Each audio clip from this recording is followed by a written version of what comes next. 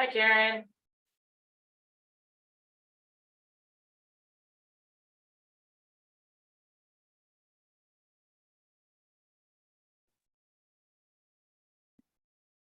Hello, everybody, and welcome to What to Expect for O Week. My name is Austin McFarland, and I am the OES co-training coordinator. And today we're just going to be talking about what to expect for O Week as well as a welcome week as well. So we're going to go through some slides, and we're going to be answering questions at the end. So if you have any questions, feel free to put them in the chat and we'll answer them at the end. Also, this meeting is recorded, so you can go back and watch if you have any other questions, comments, or concerns. So we'll get right into it. Okay, so some big important dates we want to make sure that you know about is number one, check-in and move-in. So check-in is Friday, August 18th from 12 to 6 p.m. and Saturday night, 19th, 9 a.m. to 3 p.m. And individual check-in times are on your Husky House page. So make sure you know your check-in times as well, since it makes things a lot more smooth for check-in and move-in. Orientation week is Sunday, August 20th through Friday, August 25th. I know that sounds like a lot, orientation being a whole week, but we'll explain why during our presentation. And also the transfer orientation for transfer students coming into Michigan Tech will be Wednesday, August 23rd, 1:30 to 5:30 p.m. So students, there's a quick little checklist just to make sure that you have everything set for your arrival here at Michigan Tech's campus. So number one thing is to make sure you're checking your My Michigan Tech portal and your Michigan Tech email regularly, as that's what you usually get updates about the process and procedures that we'll be going through. Make sure you submit a photo for your Husky card by August 1st. So when you get to campus, you can just go ahead and get your ID and have it be a lot smoother. Take any placement tests like the ALEX Modern Language Test or SPAT-Viz before you get here as well. Complete your vector training. That's been available since around mid-July. Contact your roommate. Make sure you're not bringing any of the two same stuff or anything like that, so you can coordinate with them. Get in touch with the Center for Student Mental Health and Wellbeing, our Student Disability Service, to make sure that your needs are being met when you get here to Michigan Tech's campus. And also review what to bring to campus at mtu/admission/life/bring/. Yeah. And then new student check-in and move-in. So check-in, follow the signs to check in at the Van Pelt and OP Library. It's going to be number 17 on your campus map. And for move-in, after checking in at the library, follow the traffic directors. There will be a bunch of people in bright shirts making sure you're going in the right direction, and make sure you follow that to your residence hall. And we'll have volunteers ready to help. They're very brightly colored, so they'll be around and making sure you're on the right pace.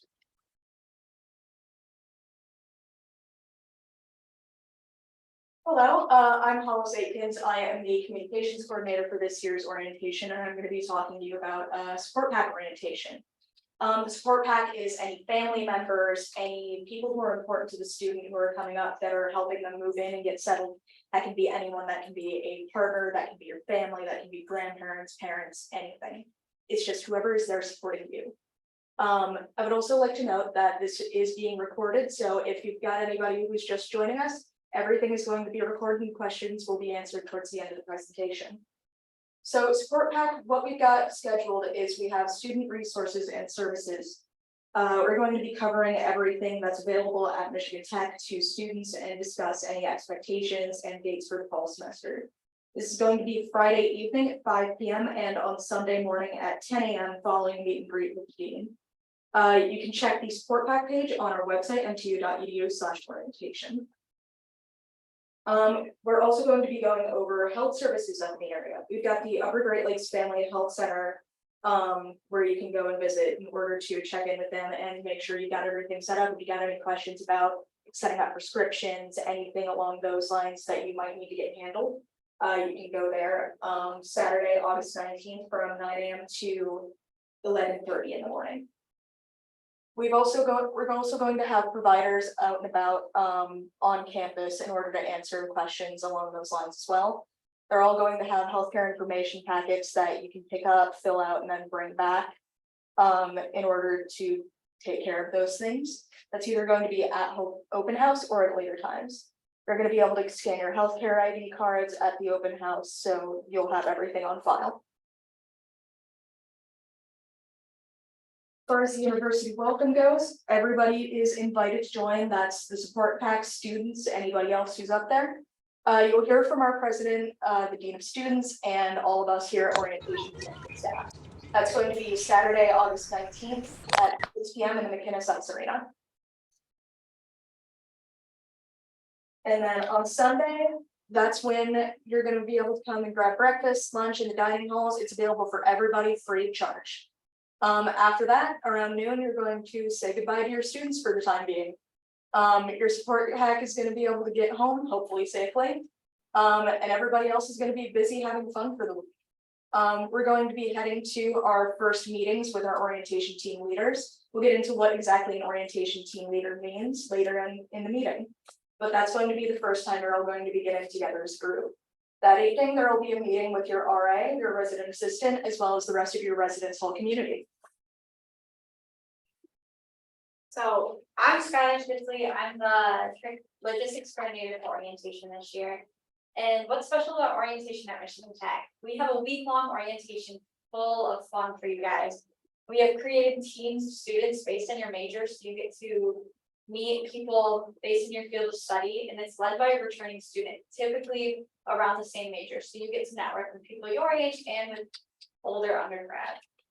We have a mix of required and optional programs. These programs include Be Well, Be Safe, and different activities that different registered student organizations have on campus.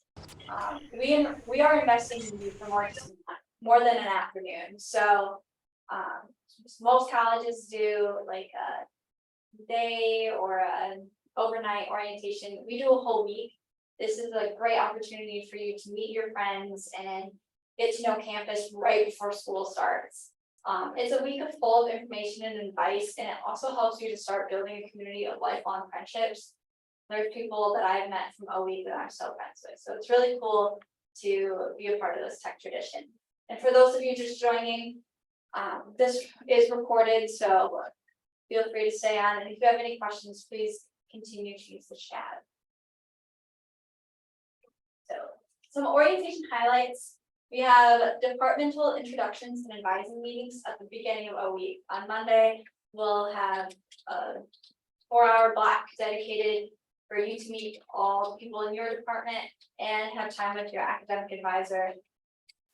Then there'll be a campus resource tour, so you get to learn all the nooks and crannies about Michigan Tech's campus and learn where most of your classes will be held. On Friday, we will have a taste of tech traditions. It's where all of the tech traditions come to one.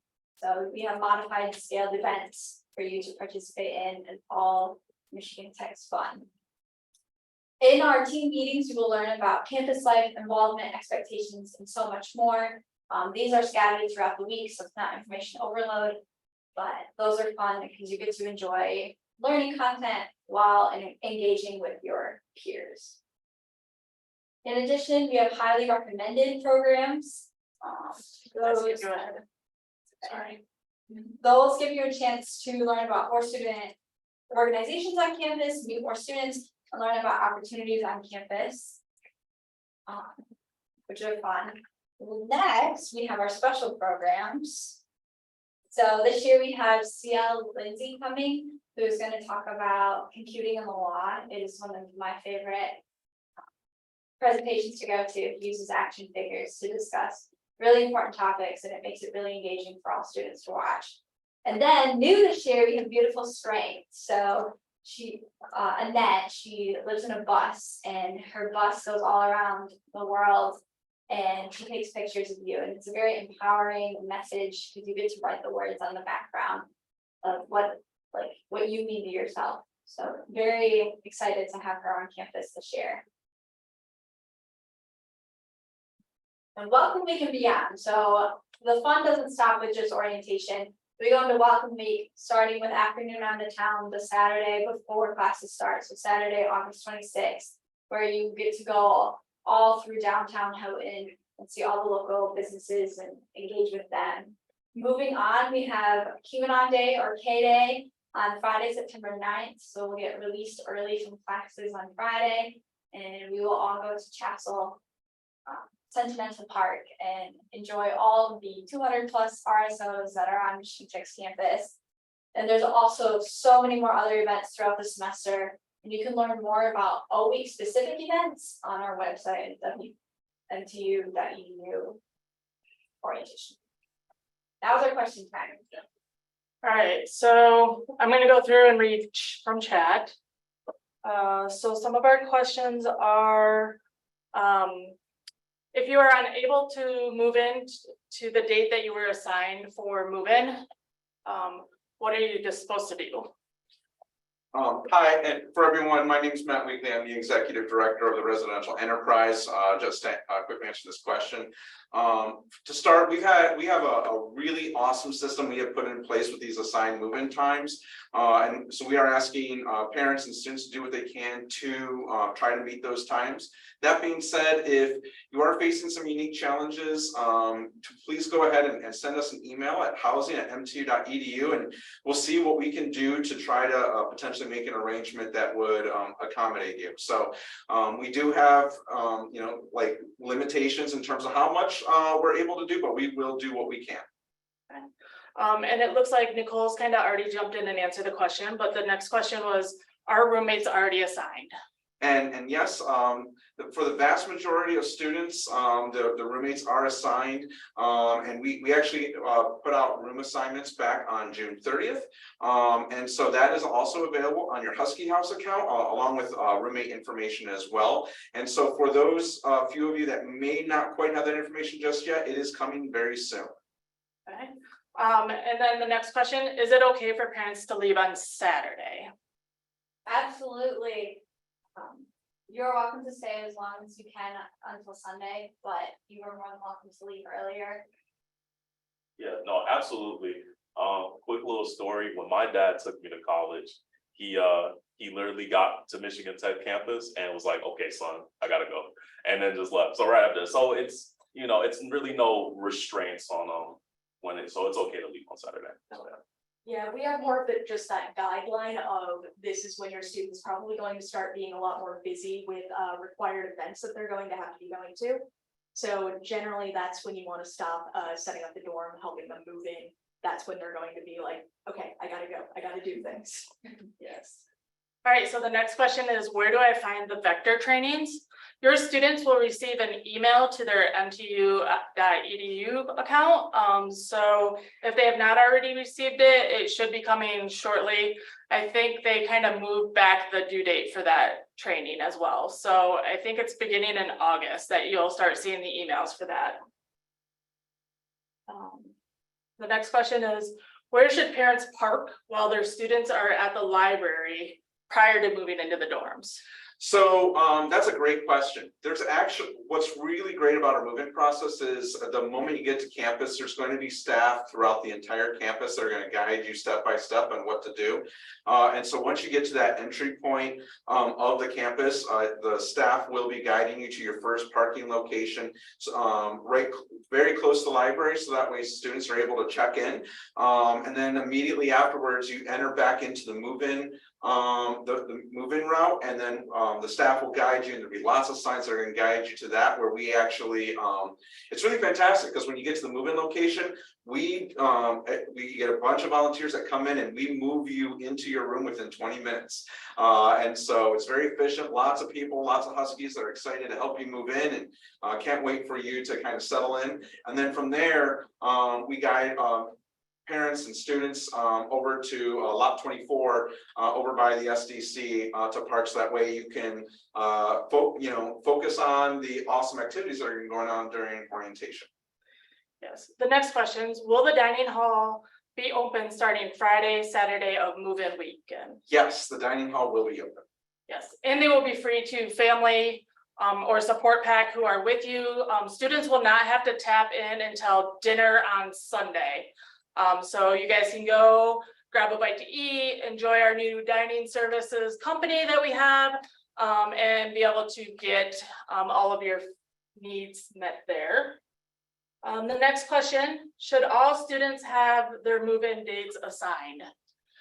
There might be a small handful that might not have theirs. If you are concerned, please feel free to email us at housing@mtu.edu and we'll double check and make sure that that for whatever reason you did not get your move-in time. Again, the move-in time will be posted on your Husky House account. Okay.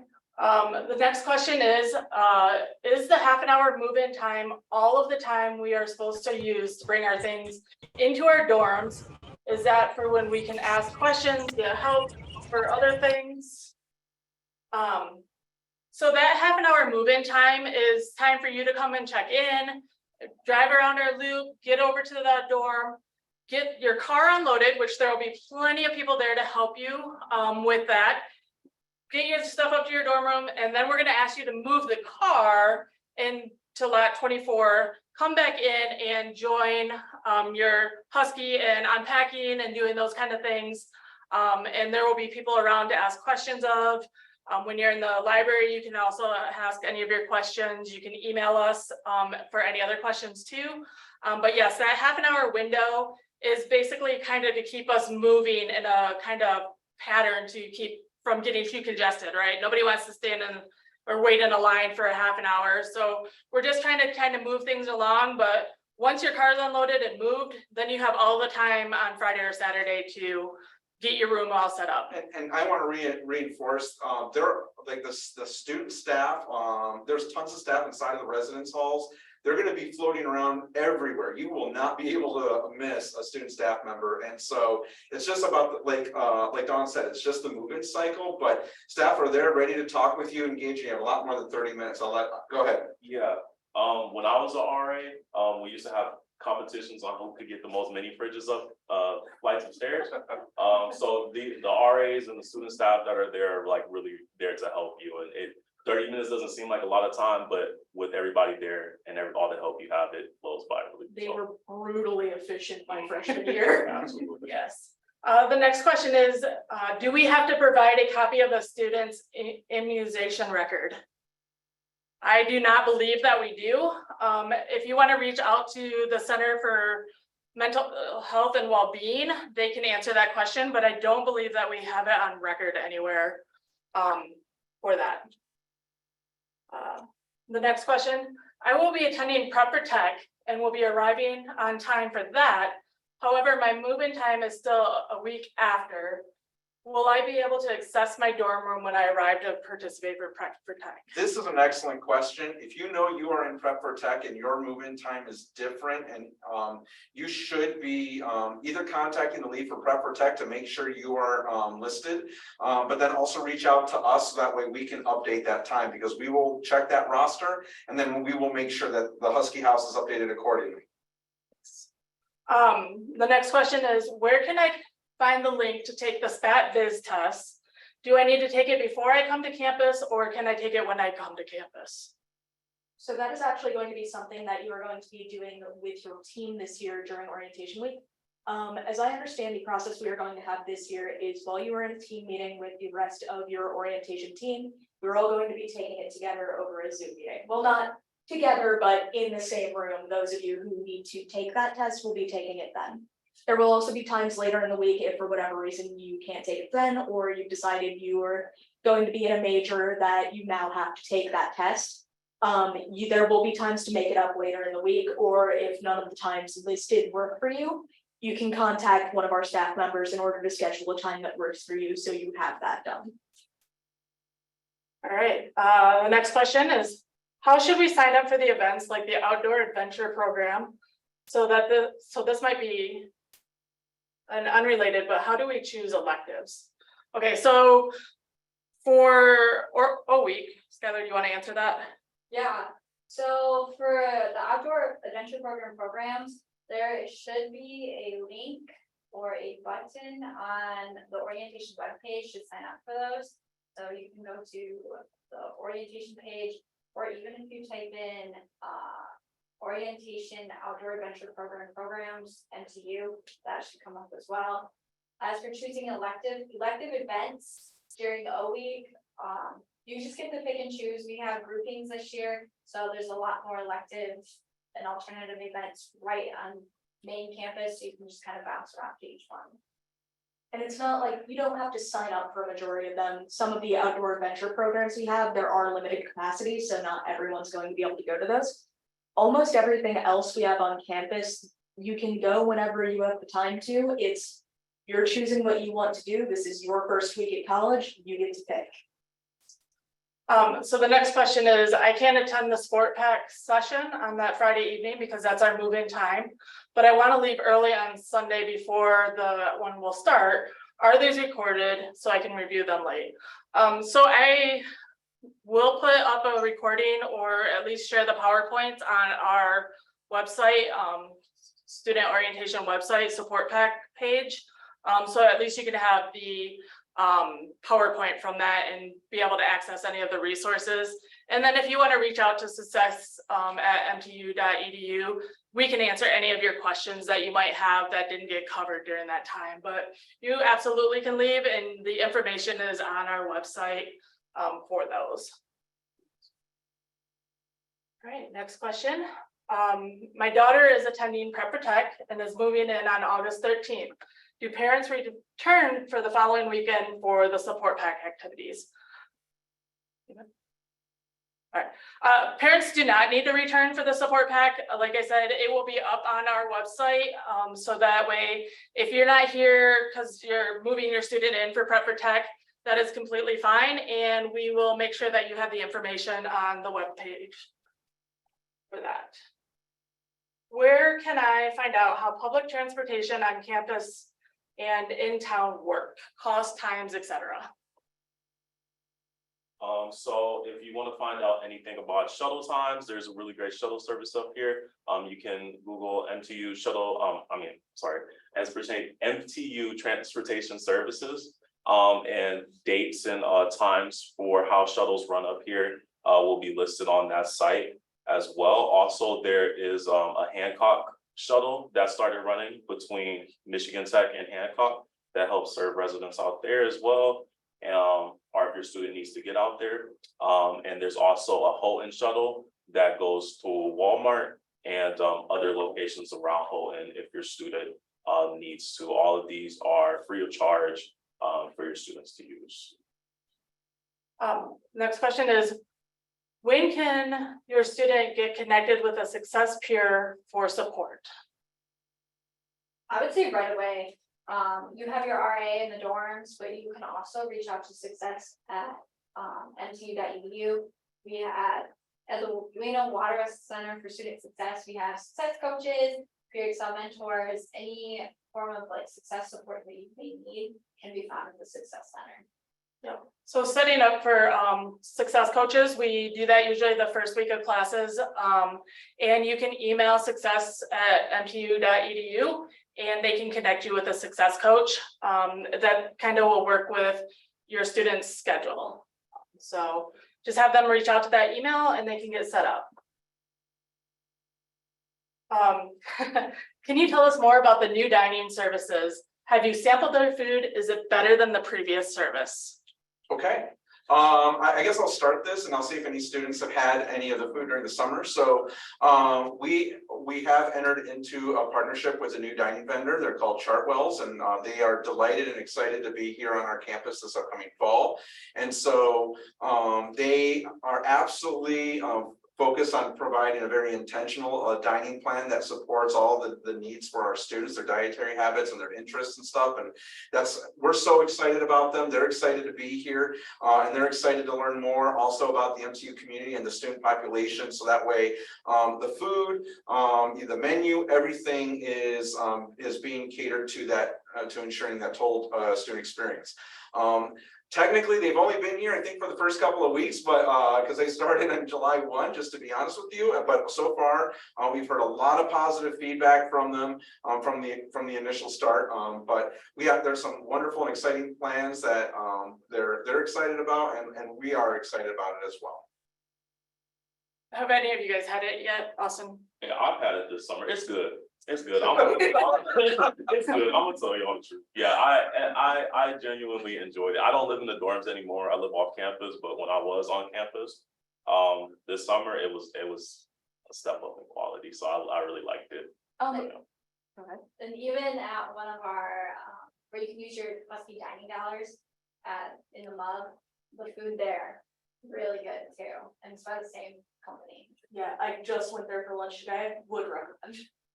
All right, awesome. Where is the nearest airport in case of an emergency? I want to say the nearest one that I'm familiar with is in Marquette, which I know is not very close. What about the one in Hancock? I've heard about the one in Hancock. As far as I know, a lot of flights have gotten delayed there though. So as far as I know, with people that I talk to that use airports, I know a lot of people will also just make the drive through Michigan or through the UP to Minnesota, Wisconsin, anywhere else. Yeah, so there is an airport over in Hancock. It is very limited in the flight times, and due to weather conditions and stuff, that airport is not super reliable, but it is there. It's there. And there are times that you can get out. But yes, Marquette would be close, Green Bay, any of those kind of upper northern Wisconsin airports are pretty close. I think there's one out of Escanaba as well. And so there's a few, but Marquette or Green Bay would probably be your closest reliable everyday kind of flight. Isn't there one in Iron Mountain too? There is also one in Iron Mountain, yes. Our check-in time is the same time as the support pack meeting. Will there be a video of that also? As stated, I will have stuff up on our website. So if you're moving in during that time, we can definitely make sure that you get the information. When you come into the library, there will also be a support pack section of the library. While your students up getting their handbook and stuff, you can go over there, and all of the handouts that they're getting at the support pack meeting will be available at that point as well. So you can pick up the packet, thumb through that. If you have any questions, you can definitely feel free to answer us, and I'll have it up on the support pack orientation website. All right, the next question, are there any elevators in any of the dorms? Yes, we have elevators in Wadsworth Hall, in McNair Hall, in Hillside. We do not have elevators over in DHH. The one other thing I will say though, definitely during move-in, just know that elevators are of course very, very popular. And so, you know, even with elevators, we do want to advise parents and students that it might be more efficient to still use the stairs, especially during the move-in weekend. The next question is Upper Great Lakes Health Center on campus or an independent organization? So to answer that, it's kind of both, right? So it's on campus, it's attached to our SDC, but it is an independent company that is running it. And so apothecary pharmacy is also in there, and they're individual entities, but they are within walking distance of all the dorms and considered to be on campus, for better terms. We don't actually have a Michigan Tech Health Center.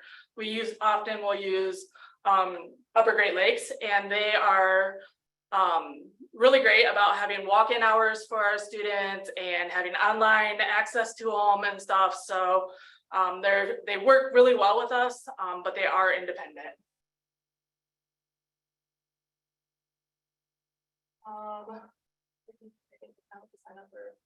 Do they need to create an account to sign up for the events? But it has to be a guest account because they're not official students yet. So I think that's in reference to the OAP trips. So you do need to log in with your mtu.edu account to pay for that.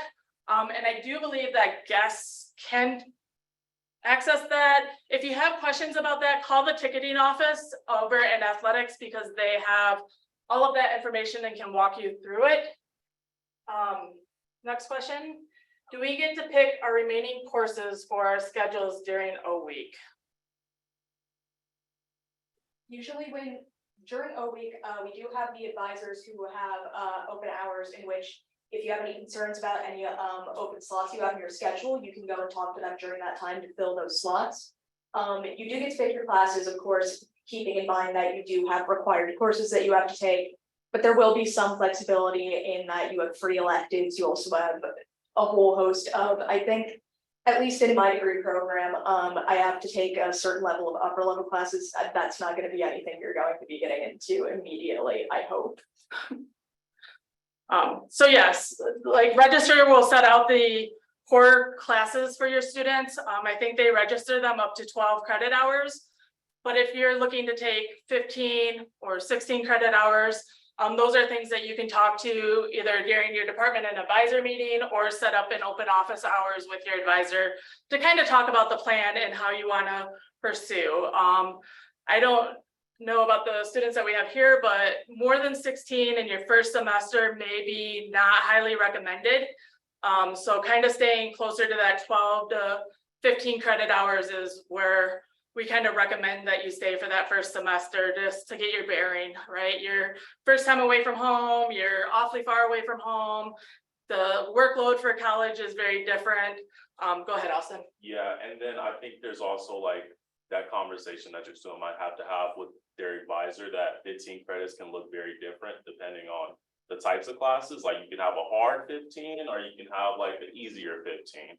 You know, you can 15 credits of straight STEM is a lot harder than like 9 credits of STEM and like 6 credits of POS classes. So I think making sure your student understands that it doesn't have to all be hard STEM classes.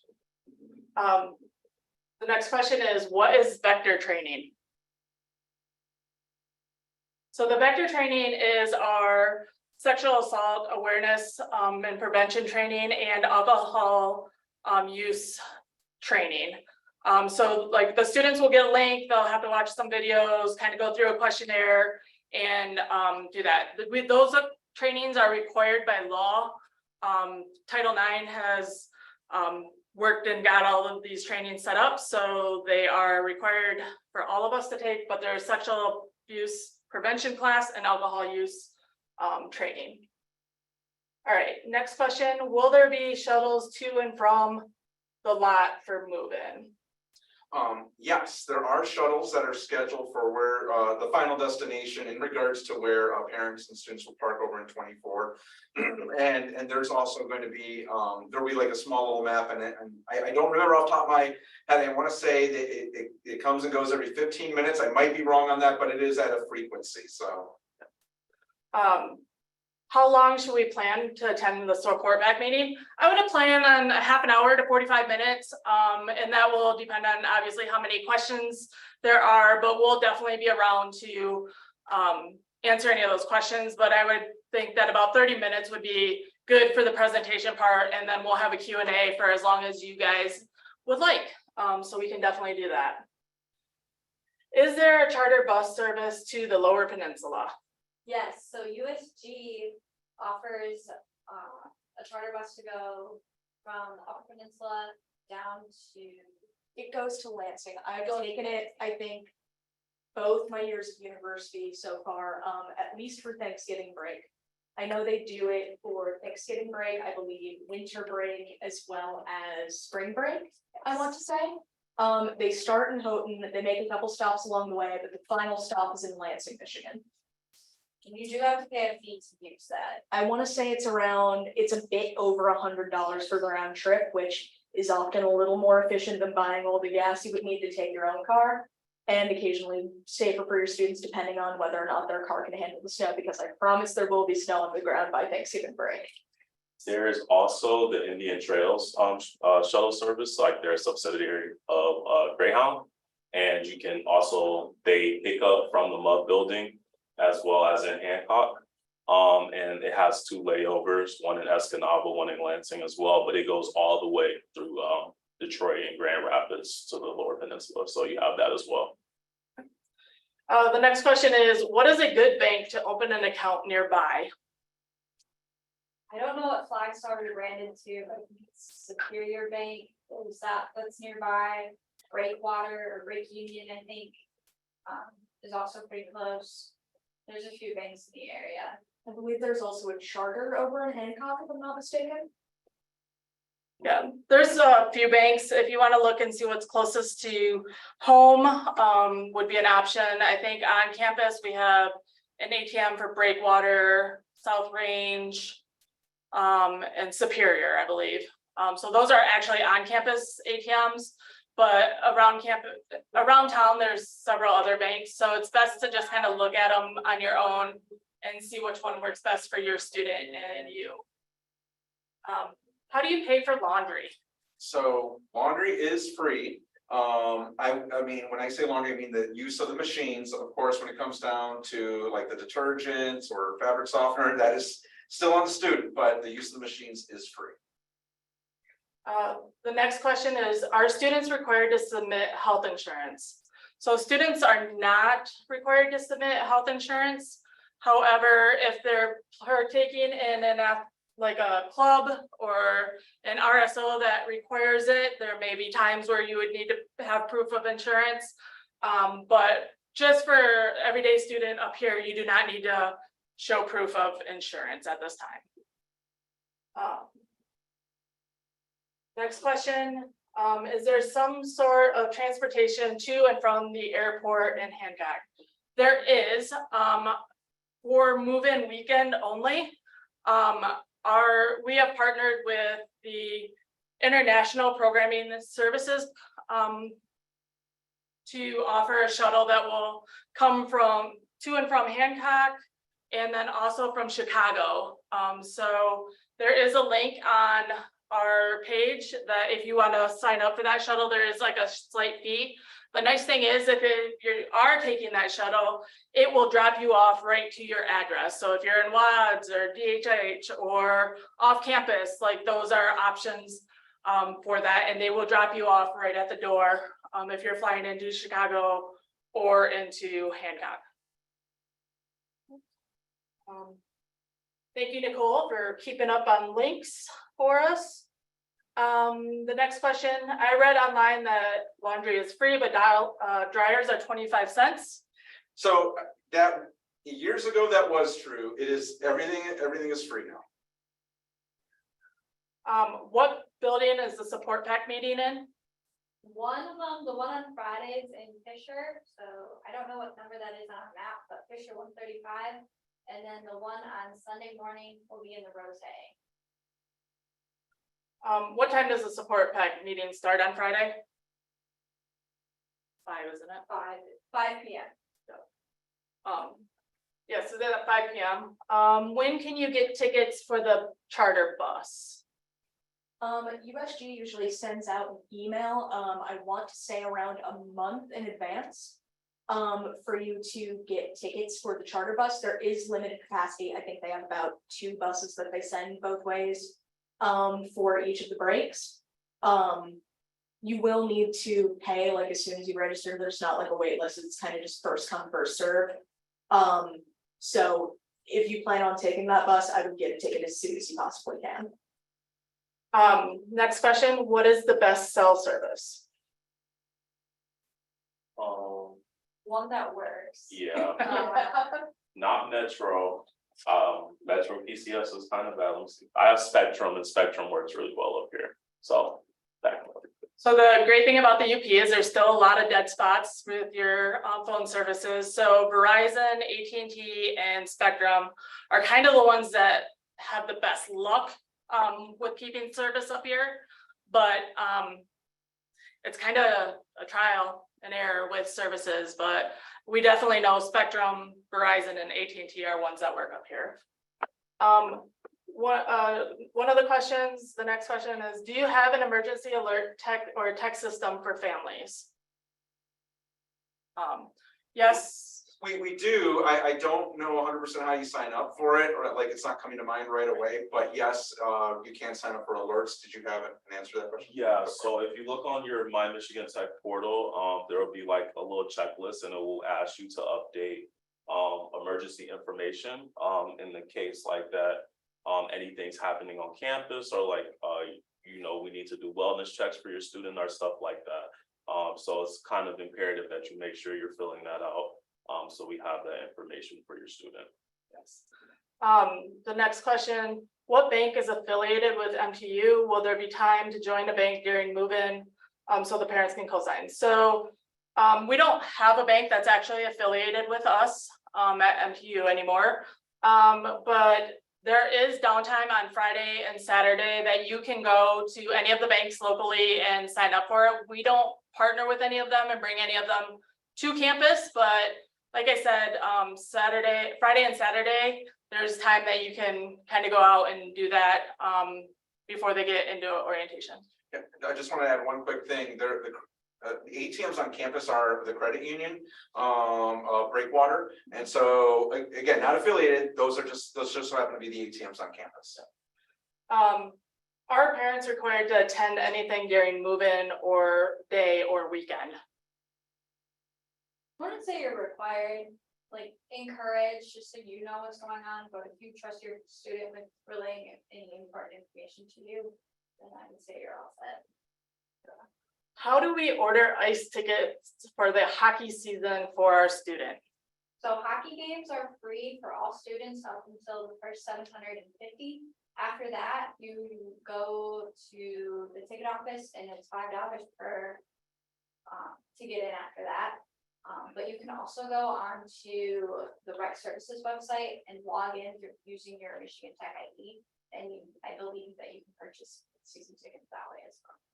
Yeah, so if they want to be in the student section, the best way to do that is to get in line on the morning of the hockey game and kind of hang out. Everybody kind of does it. They order pizza. I think Domino's now has a drop pin, so you can actually get it right in line.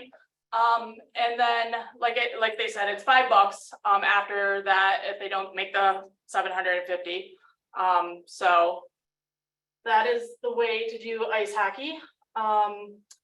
The next question is, I understand that there are busing services to Lower Michigan. Are there any options for busing to Wisconsin or at least Green Bay or Appleton? At this time, there is not busing that goes to Wisconsin. Yeah, I was about to say the Indian Trails might, because they kind of follow like this whole Midwest kind of season. You might be able to get connections like go into like the Greyhound system. But you might have to look at their schedules and where they service. Next question is, what will be discussed during the support pack meeting? So during the support pack meeting, we're going to talk kind of about the resources that you have that are available on campus. We're going to talk about kind of some of the typical stereo stages that we kind of see with incoming freshmen. So like when they're homesick and when, you know, they're just kind of like struggling to get motivated, struggling to get involved. What are some things that you can do or say or recommend that they go to in order to help them kind of bridge that gap, right? The unique piece of Michigan Tech is, unlike any other Michigan school, our beginning radius for a student is outside the 100 miles. So we know that students are a long way from home. And so during that support pack meeting, we want to really give you tools and resources that you will be able to remember, access, and be able to direct your Husky to as they're kind of going through those stages of first year student. So those are kind of what we'll be talking about. We'll introduce you to a lot of our administration and those kind of things during that meeting. And again, this will all be up on our website and you'll be able to have access to it. If you're starting to get those calls and you're like, I just don't remember what they said, don't worry, there's plenty of resources for you and they'll all be posted online. So definitely make sure that you can do that there. We talked about the hockey games. Nicole was awesome and put the link up. How common is contactless payment, Apple Pay or Google Pay around campus? I'd say it's pretty common. I used this today, matter of fact, when I went to the library cafe. I know they use it, as well as North Coast Grill over in the Mud Building also uses it, which is like the two main like on campus like dining places we have. So yeah. But in addition to that, on your meal plans, typically you have dining dollars to use. So you can use those at the campus cave, North Coast Grill, and the library cafe. I would honestly recommend using those, as I believe you get generally it's around $100, I want to say, in dining dollars, but those do not like roll over from semester to semester. So if you don't use them, you're not going to be able to use them the next semester. So the next one was, what was the name of that charter bus from the Upper Peninsula to the lower? What was it that you talked about? Indian Trails, Indian Trails. Is there emergency text for alert for parents? Yes, you should be able to, your Husky should be able to sign you up through Banner, which is one of the sources that they can go in, and they have to update their phone number in that to make sure it's active. And then they can also add a guest to get an additional number to get those text messages. So like they'll be able to do that. Our OTLs will walk your Husky through BandWeb, Banner, all of those things when they get up here for orientation. So just make sure that they know your number. I know it should be in their phone, but you know, make sure that they have it and that they get that set up. But we'll definitely talk about that in our team meetings and why it's important, because if tech ever closes, that's the way you get your emergency response on that. You know, if there was another emergency like the Father Day flood that happened up here, those kind of texts would come through on that system. Okay. When I was up at Tech for SYP last summer, I was able to easily watch a 1080p movie on AT&T phone. So yeah, AT&T has really good service up here. So does Spectrum. So like those are kind of options. When will students sign up for pep band during O week? Is it a class or is it strictly after hours? I'm not sure the exact date when you can sign up for pep band, but it's during the week of a week. It is not a class at Tech, it is strictly after class hours, but they are a very active registered student organization. They are everywhere in all of campus as well. I believe they have, it's kind of you come and you join them for practice during a week, I believe is the event. And through that, you can kind of organize to continue going with them, get registered to do things with them. I also might be mistaken on this, but I believe I have some friends who have been able to count their time with pep band towards their physical education credits. So it's not a class, but you can get some credit for doing it. Yeah. So there's also VPA credit for pep band, and pep band camp is actually on Friday from 5 to 7:30 at Sherman Field.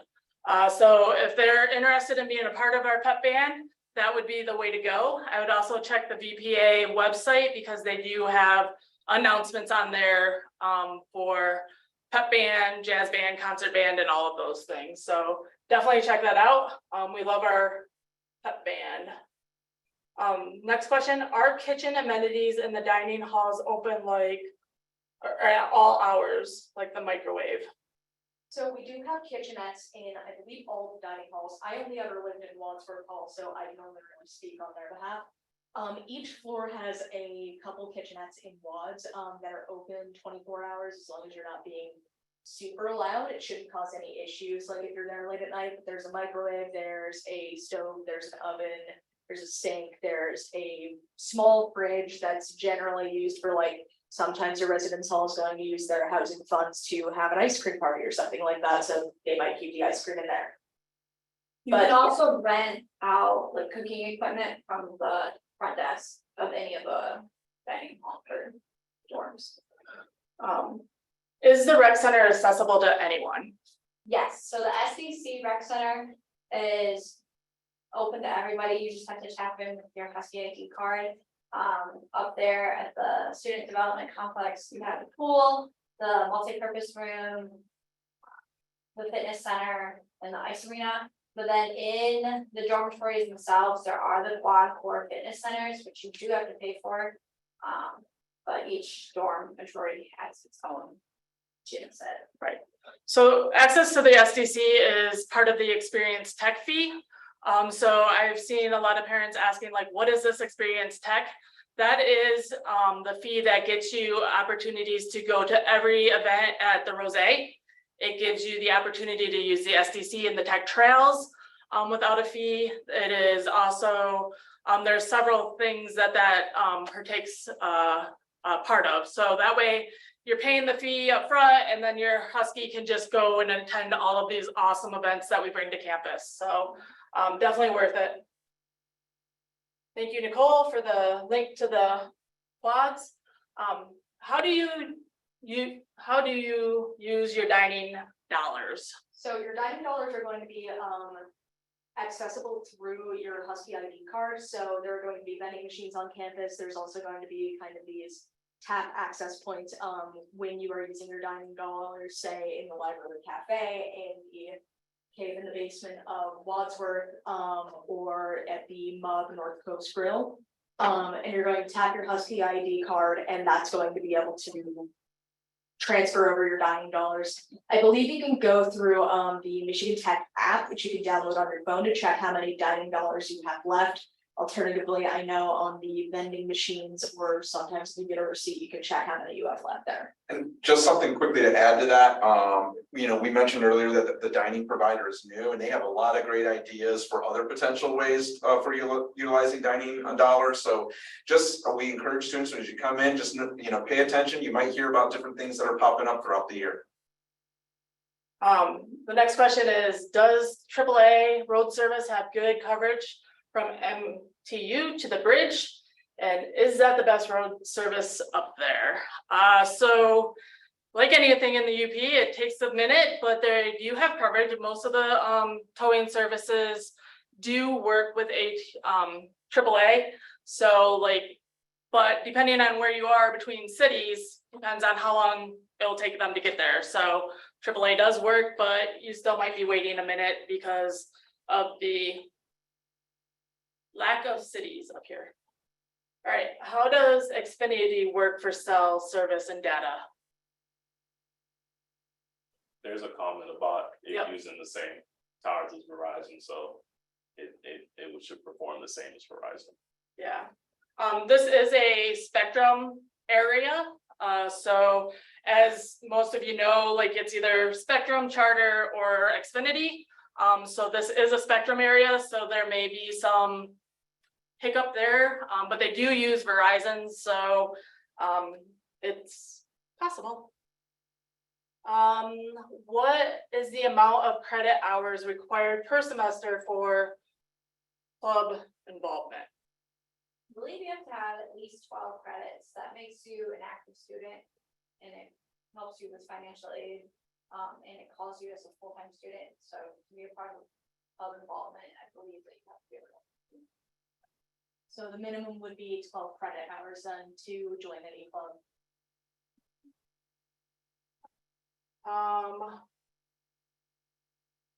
Sorry, what was the name of the credit union at MTU? So it's not here, but the ATMs that are affiliated with the credit union is Breakwater. So they're not a tech entity, but they do have rented space for the ATMs here. Yes, BPA is visual performing arts. Thank you, Nicole, for getting the links. Is there a secure mountain bike storage on campus? Yes, so when the snow starts to fall, we will, all the dormitories start having students move their bike into storage. You can sign up for storage based on your RA, I believe. And they just go into storage and they're all set until you take them home. Yeah, so there will be like a big event at one where we move bikes into storage, so it's kind of imperative that you make sure your student is getting their bike into storage, because if they don't, facilities will come through and if they don't know where the bike's supposed to go, it'll go somewhere. So. I had a fascinating experience sometime during my freshman year. I do not personally have a bike up here, but I have two friends who had their bikes registered with the university, and they got moved to storage before either of them could move them to where they wanted them to go, which was really funny because my friend lived off of campus and did not get the alert. Is there storage for other activities, i.e. archery, paintball, etc.? Did you want to answer that? Oh, I don't Oh, no, so I mean, it depends, right? Like certain things aren't allowed in the residence halls. Anything that might be construed as a weapon cannot be stored inside of the residence halls. And so there might be some, depending on what your activities are, you know, that might be something you might have to talk with DPSPS about in terms of what might be an appropriate location for storage. I do believe that the SDC has lockers and other storage solutions as well. Probably more traditional for sporting equipment and whatnot. So I do believe they have that as well. In terms of the residence halls, you know, your room is your storage. So just to kind of put that out there, but you do need to make sure you're paying attention to what not to bring. You can find that on the admissions undergrad website because we do have a listing of things to just avoid bringing to campus to begin with. Yeah.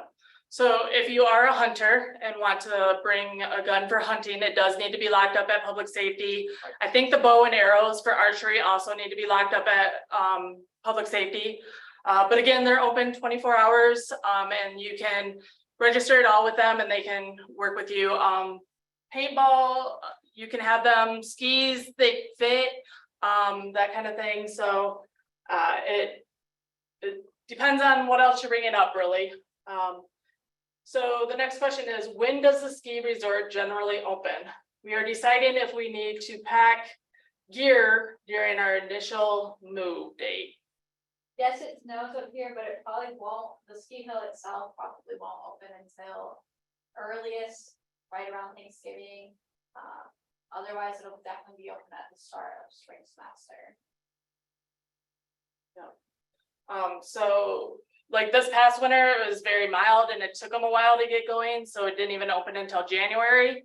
But the year before that, it opened up earlier than expected due to the high volume of snow. So Nicole posted the link where you can check the weather, access to that in there. Is there snowboard and ski storage? Not really. I think Mount Ripley might have a few lockers that you can rent, but otherwise it's pretty much in your dorm room. I mean, and of course, you're always welcome to explore the local area. I know that there's a lot of storage places in the region if that's something of interest, but yes. The next question is, where do you sign for your meal plans? So this is a great question. So it depends. If you already signed up for, you did your housing application, you have an assignment, you already picked a meal plan. So you don't have to do anything more, and your meal plan is already assigned to you. If you are a commuting student, you know, you can potentially either select a residence hall meal plan, or we have what has been known as top dog meal plans and other commuter plans that are available. I'm only slightly pausing because since we are in the transition, I don't want to give you a definitive location where to find that, but you are welcome to contact dining services if you are a commuter and you're looking to have some meals on campus. They might be able to point you in the right direction, and you might be able to find stuff online as well. So, yeah. Somebody mentioned that they did read that the ski storage isn't open until October. So Mount Ripley isn't open all year round. So that probably is true that they probably don't start opening their ski resort for storage and stuff until October. Are students required to clean their private bathrooms in their dorms? And do students bring their own cleaning supplies, or do they provide their own toilet paper? That's a great question. So inside of the residence halls, just as a general, I'm saying students should be prepared to clean their own bathrooms inside of their rooms. We view there are some, like in Hillside, we do some support when it comes down to the bathrooms, but it's limited. But in terms of daily cleaning and whatnot, it does rely on the students. They should, I'm making a recommendation to bring your own toilet paper. If that's something you want to make sure you have a little bit of control over, of course. But I want to put out there, the shared bathrooms are going to be cleaned regularly. They're going to have toilet paper regularly and all those things. But when it comes down to entering your private space, staff don't just enter your private space. So yes, I would recommend that you bring your own cleaning supplies. If you're needing support or assistance, you can also touch base with a staff member. We can see what we can do to help you with. Yeah, And then I used to be a resident assistant in the suites where they have bathrooms at. And I think that's also a conversation you might need to have with your roommate on cleaning schedules and the cleanliness that you want your room to have. Because there's been conflicts in the past where roommates have different cleanliness levels and there can be conflicts that arise out of that. So just making sure y'all are on the same page with that. For the Husky support pack orientation, there is a time on Friday and there's a time on Sunday. We do not have a time on Saturday because we have the university welcome that we'll all be at. If you cannot attend either one of those support pack orientations, that is fine. The information will be up on our website. So you can access it there. When you do check-in, we'll have a support pack area where you can go off to, and there'll be a handout there that you can take that we would be giving out at the support pack meeting. So you can get the information in multiple ways if you can attend one of the actual meetings.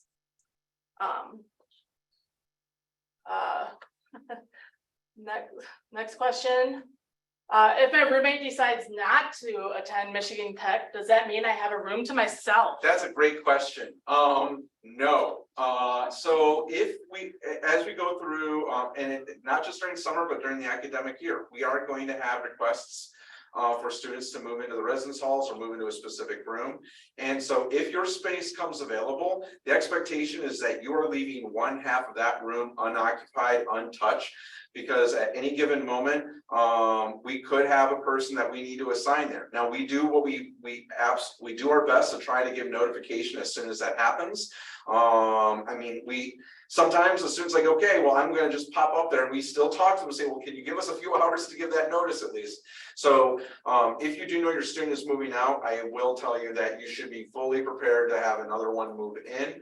I mean, and just to kind of add on to it, like you may have heard, like that we are facing a significant housing demand, and leaning into that, we are going to need to use every bed space available. All right, are there any other questions at this point?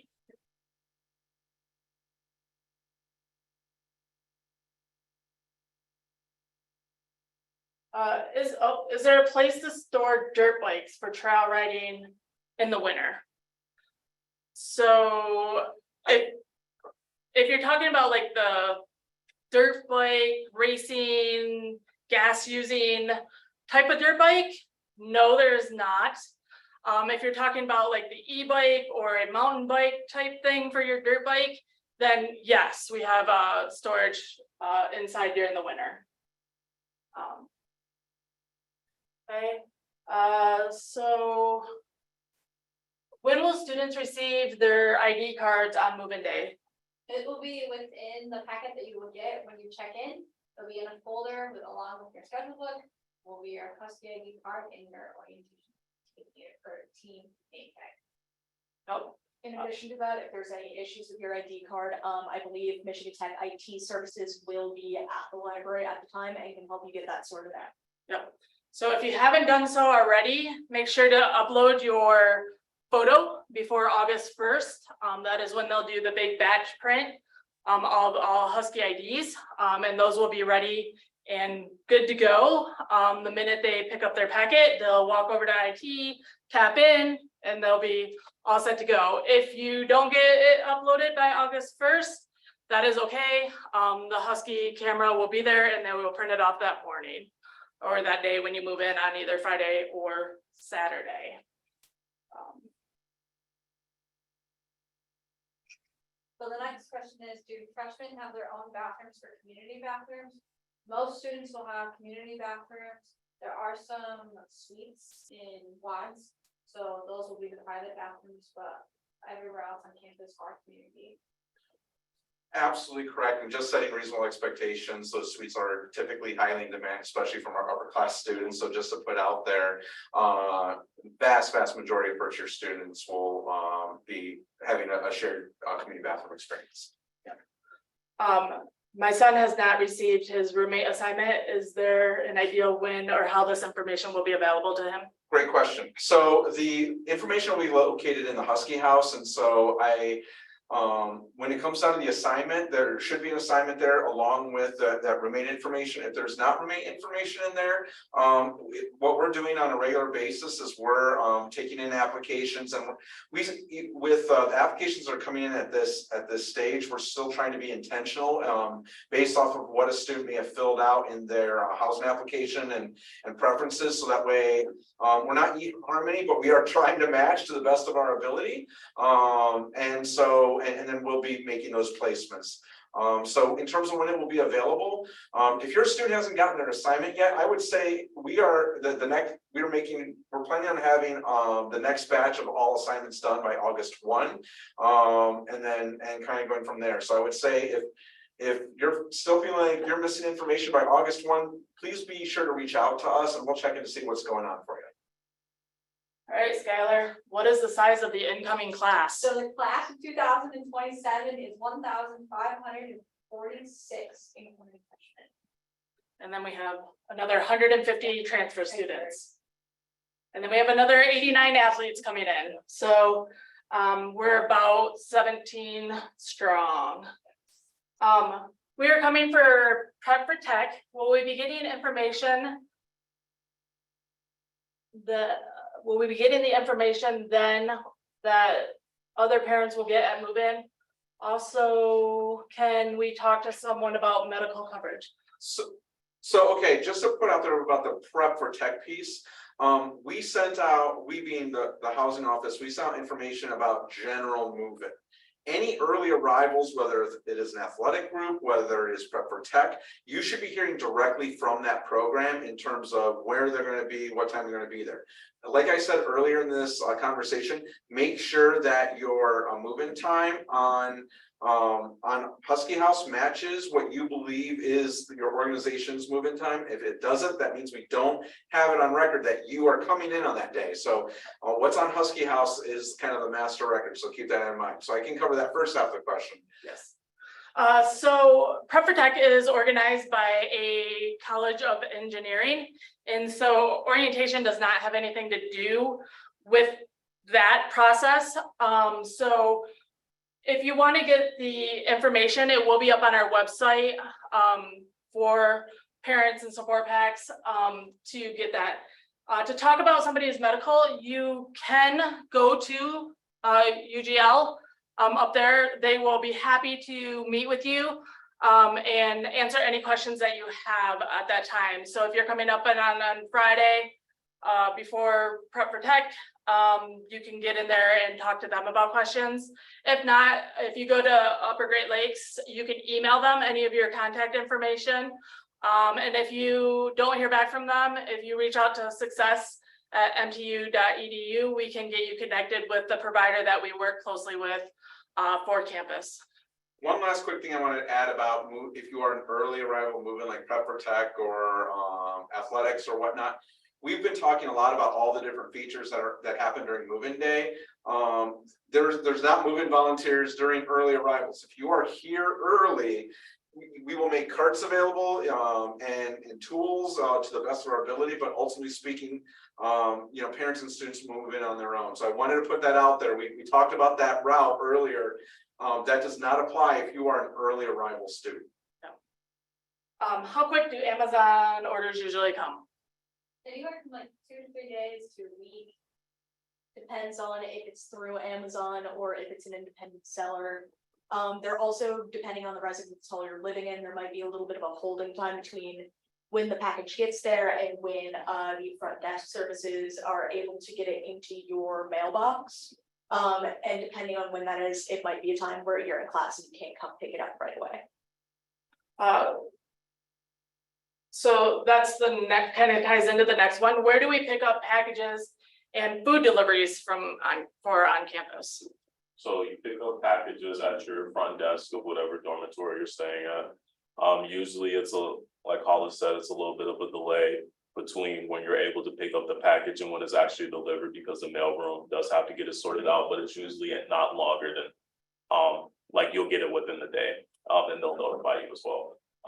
So yeah, as well as food, as far as food deliveries, I assume that means like DoorDash and such, probably. the front of your dorm. That's what I've always done when I lived in the dorms. Yeah, that is same deal here. So yeah, Just be warned, if you were getting food delivered, I would, the DoorDashers up here are kind of,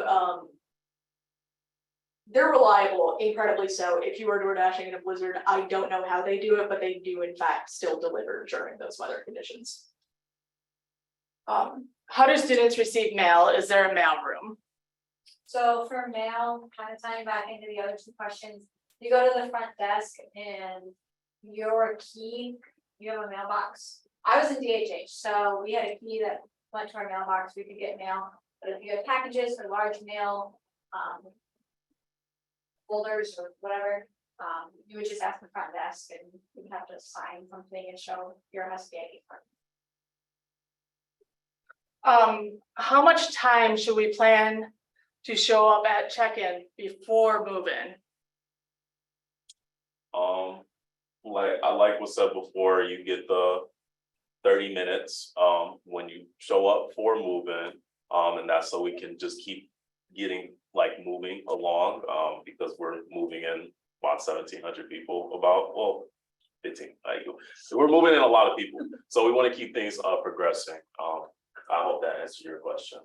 So check-in is part of the move-in window, right? So you're allotted 30-minute window, so that's get there at noon, and you'll be in your dorm by 12:30. The backup comes when everybody comes super early and outside of their time. That's where we kind of get a bottleneck, and that takes time. So please try to come, 5 minutes to your check-in time would be preferred as we're getting ready to go. Our son got his room assignment. Is there a map where he can see which room is his?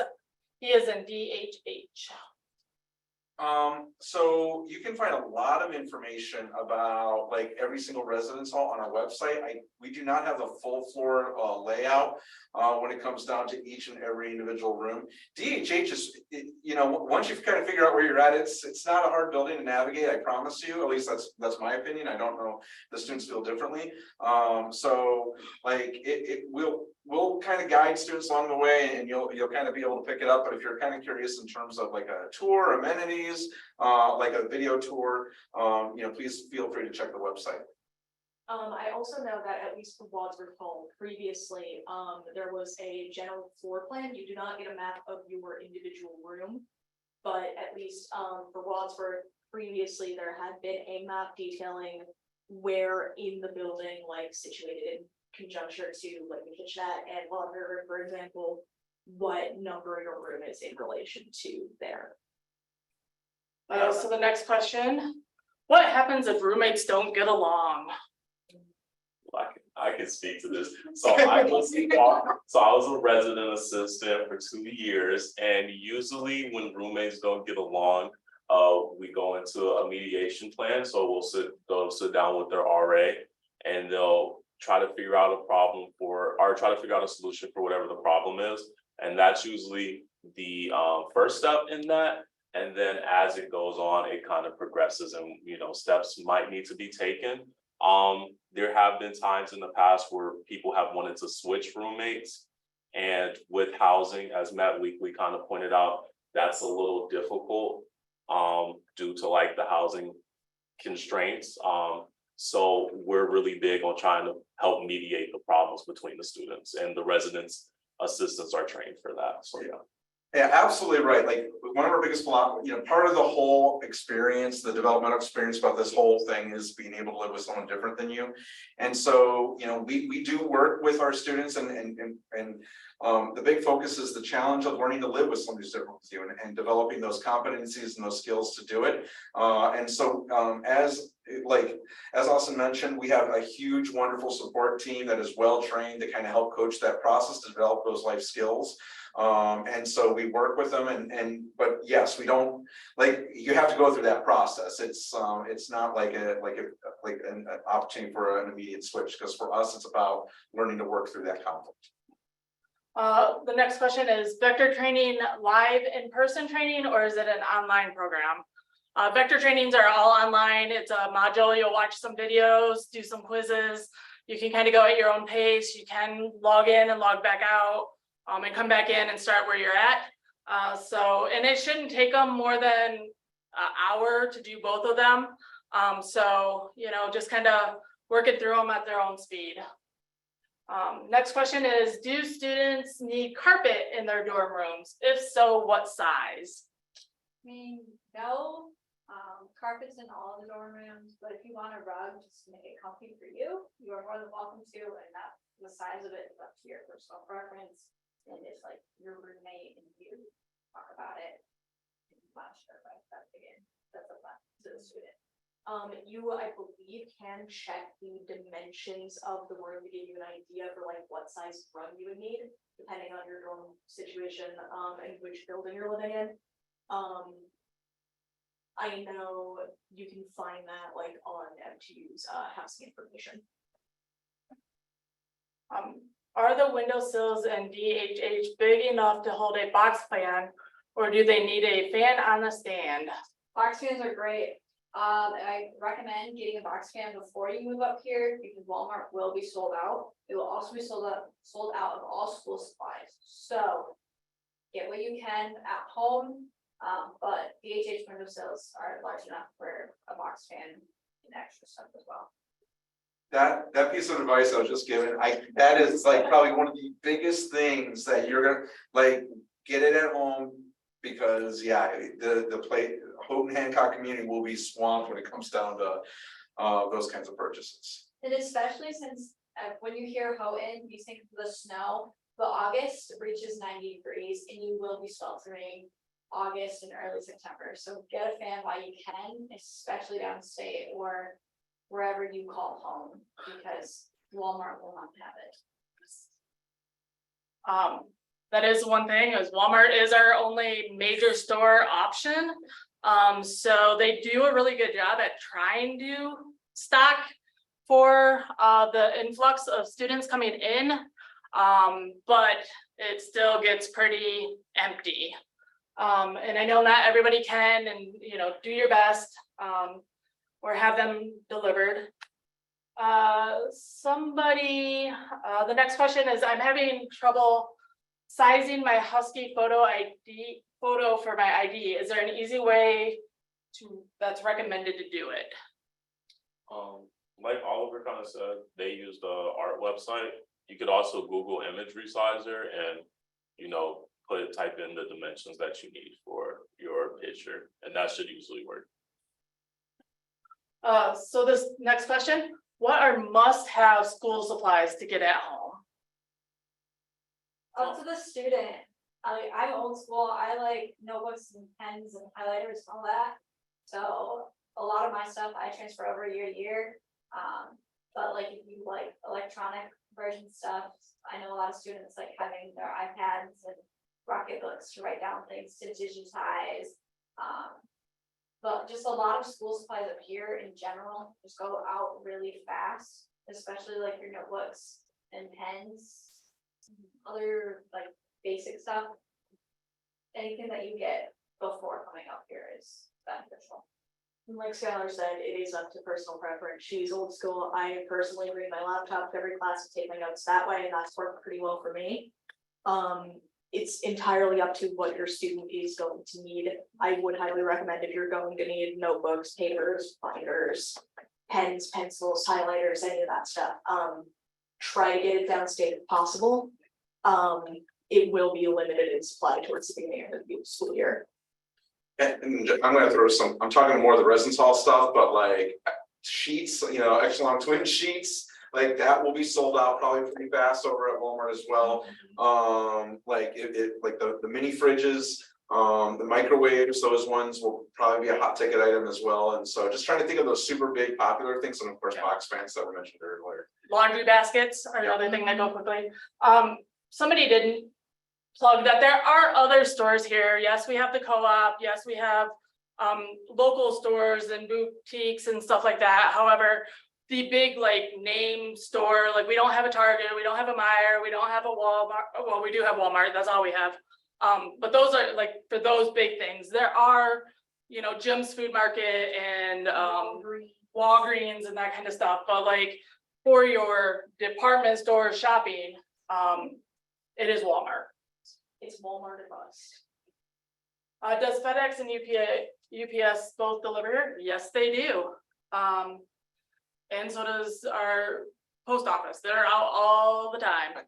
And just, I want to reinforce those expectations in the world of wonderful technology that says your package has arrived. Yes, it may have arrived, but like the student said earlier, sometimes it takes a little bit for it to process. Yep. You're going to want to wait for the front desk will send you an email letting you know that, hey, we have a package for you. And they'll usually, if I'm remembering right, they let you know in that email what times your front desk is open. It'll give you an idea of what time it's okay for you to come pick that up. How do students determine the books, materials that are required for their classes? Usually, I've had a professor actually just recently email me way in advance, what the course material is going to be. Some professors will be emailing you like the date before classes start, some will email you like a week or so in advance. I believe towards the beginning of the school year, the library will send out lists accessible through your My Michigan Tech portal that you can then look at the list of books and if you can find them online. Generally, the library is good about finding the best options for you financially. I encourage trying to like look for yourself if you're not satisfied with this price, see if you can get anything else. But they are very helpful on that front. The bookstore also, if you just go in there, they have a link that you can search your class number and that will give you the recommended or required readings for that class. Most of the time though, the professors will have that in their syllabus on Canvas, but that won't open up until the first week of classes. So a good rule of thumb is like, what are some of the basic things you want for your class? You know, making sure that you have a power cord that maybe has a longer extension for your computer laptop to be plugged in, because if you're in a lecture hall or something, the outlets aren't super close. So making sure you have that, or making sure you have pens, pencils, and paper to at least take notes for the first couple days, or however you want to kind of do those things. It's just kind of like your basic classes, and then your books and textbooks you can get through or look at through the tech bookstore. There's also inclusive access. So I know I've already gotten an email about inclusive access, but I think my first 2 years I didn't get emails about it until right around the first couple days of school. And professors are really good with like communicating with you that like, oh, it's through inclusive access. And that's the online stuff. So you pay the fee and it gives you the book. And for most classes, it'll give you the homework that goes along with the book. A lot of people are switching over to that. So that, keep an eye on your inbox for that. General packing question. In the community bathrooms, what do students use to keep their personal items off the floors? I personally had like a little shower caddy basket that I kept all of my supplies in that I could then easily carry back and forth from my dorm room to the community bathrooms. There's spots where you can set it so it's not directly on the floor, but it's still easier for you to carry. And do you guys recommend like slides or Oh, yeah. Yeah. Flip-flops or flip flops or something? Please. So making sure that you. Absolutely. Yes. Can Walgreens fill medicine prescriptions? Yes, they can. A lot of people will, if they have a car, will use Walgreens or Walmart. But if you are a non-driver, you might want to look at Apothecary, which is right on campus. But you know, you can also take the shuttles around to Walmart and Walgreens as well.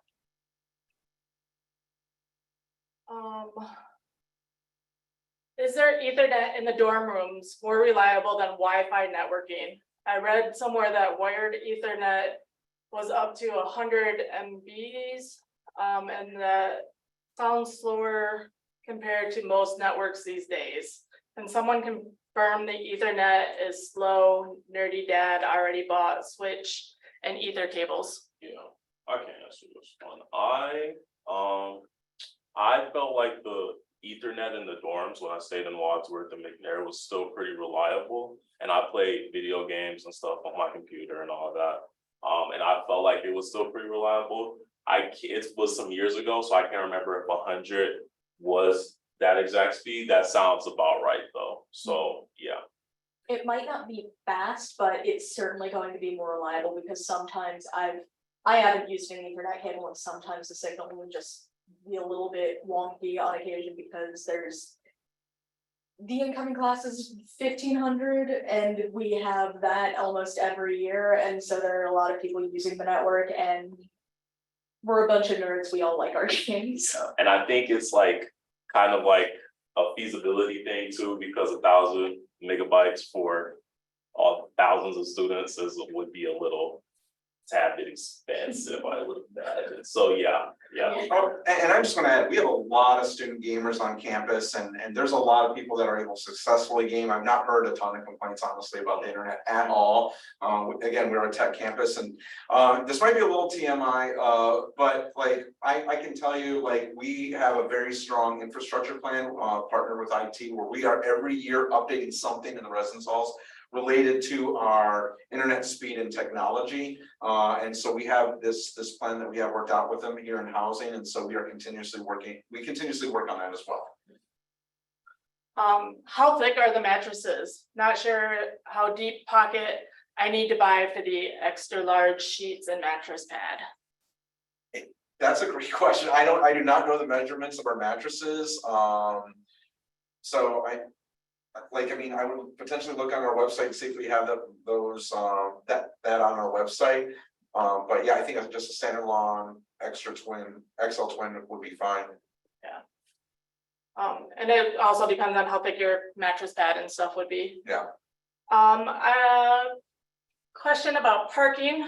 Our son has difficulty walking, not necessarily enough to justify a handicap parking sticker, but does have the hardware in his ankle that causes significant pain. What do you recommend for this situation? Do we need to get documentation from a surgeon to be able to park closer? Lot 25 is not a realistic option given his limitations. So I'm going to start tackling this one. We have a wonderful office. They're known as Student Disability Services, and they handle all forms of accommodations for students, whatever they are. And so if there are some concerns, I strongly recommend that you're a student or that you start at that as at your first starting point right there and discuss with them.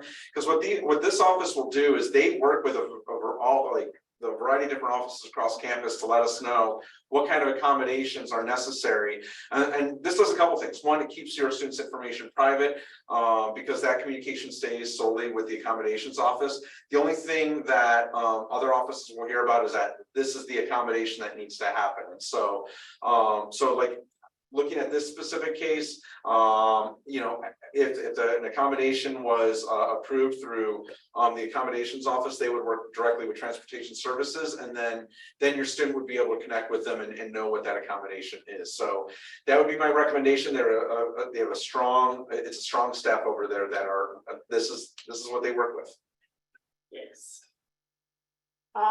Calculator requirements. I can't find any on the course description websites that give information on calc requirements, i.e.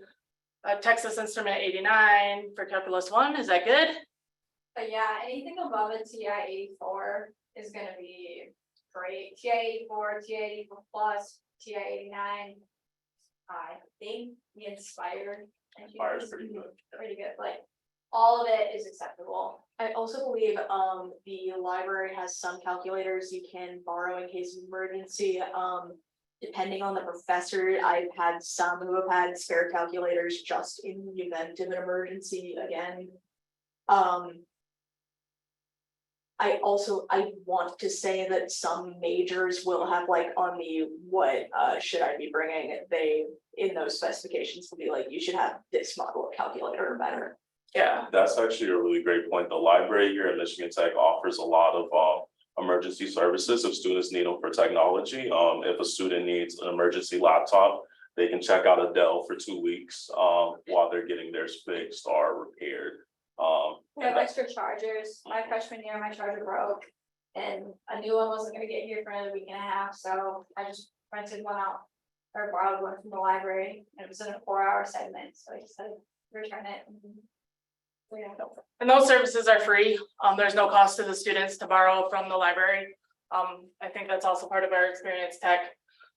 Thank you for the parent who already called Walgreens. They do deliver to MTU. Do we need a net extender to hook either cable hookup? No, I mean, the room size, with the room size and the ports and whatnot, I mean, you need an Ethernet cable, yes.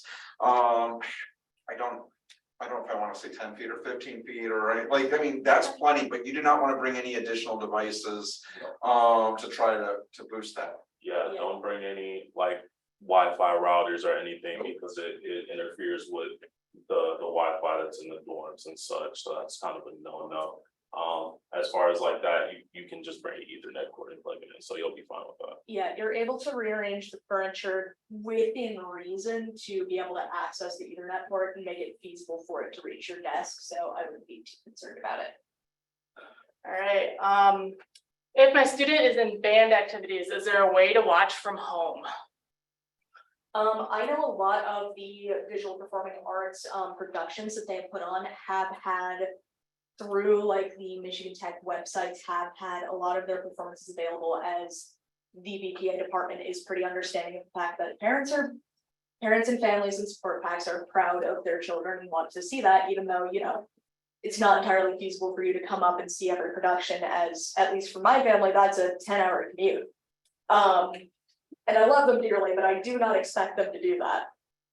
So I know that some of the theater productions we have had at the Rose have been broadcast in that fashion. I would look into whether or not it might be a show by show thing on whether or not those are also going to be broadcast in that fashion.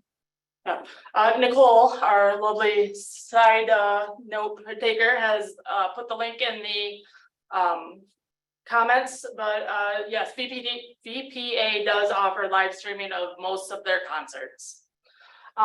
Is the transition from the first to the third floor in Watts Hall steep at all, or is it a slow incline like ADA compliant ramp? I don't know if I'm understanding the question, and I'm just trying to be correct on it.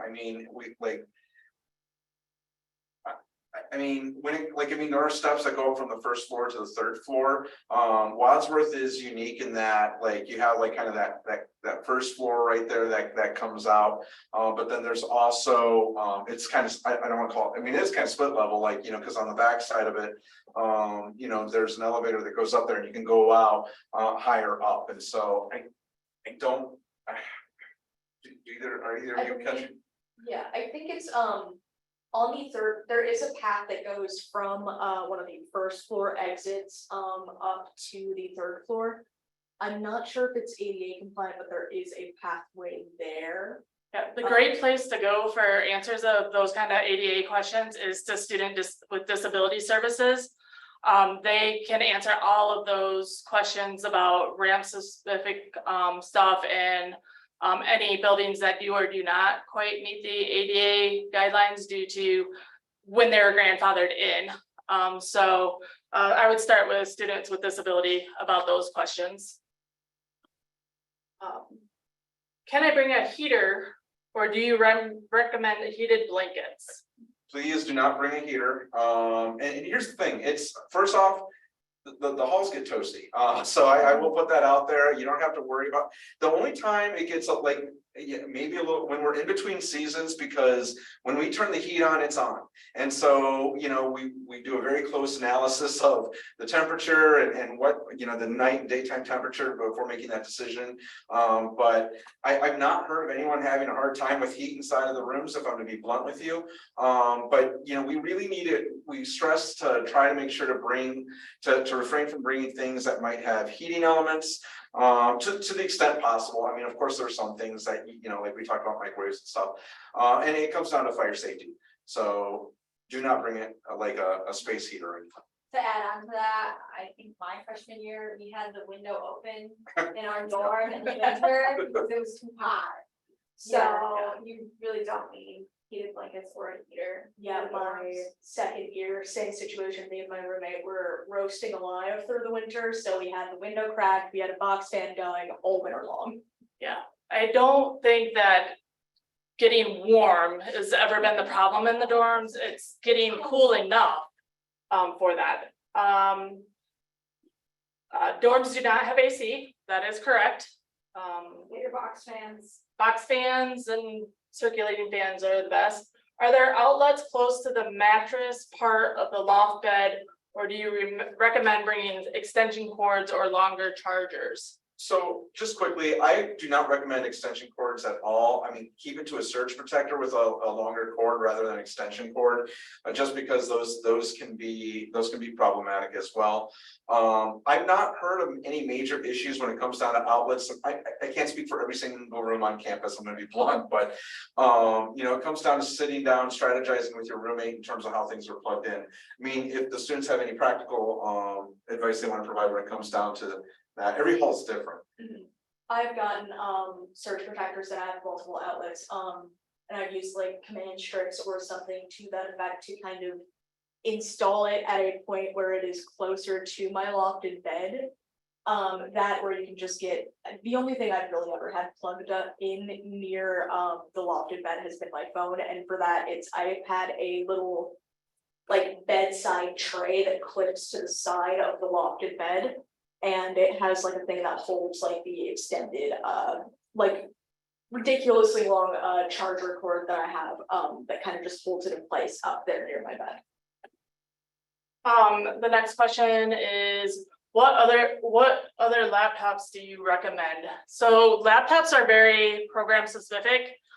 So I would check out your major to see which kind of laptop that you would want. I know that contrary to the rest of the world, that MacBooks are not highly recommended up here for any of the engineering programs due to the fact that they just don't run the software without glitches.